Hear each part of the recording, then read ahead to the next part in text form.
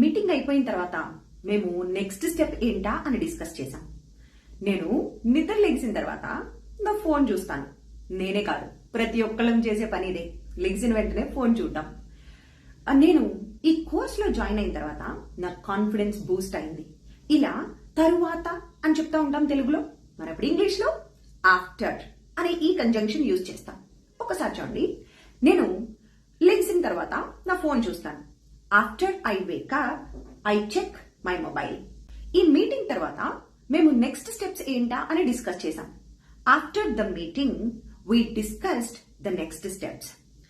నేను ఈ course join అయిన తర్వాత నాకు కాన్ఫిడెన్స్ పెరిగింది. After I join this course my confidence improved. అలాగే నేను ఈ కోర్స్ జాయిన్ అయిన తర్వాత నా ఇంగ్లీష్ ఫ్లూయెంట్ గా అయింది, నేను ఫ్లూయెంట్ గా మాట్లాడుతున్నాను అని చాలా మంది స్టూడెంట్స్ చెప్పారు. అదే మాట మీరు చెప్పాలి అని అంటే ఈ మండే నుండి ఆన్లైన్ జూమ్ క్లాసెస్ స్టార్ట్ చేయబోతున్నాం. ఈవినింగ్ 7:30కి. Interested people can reach out to us.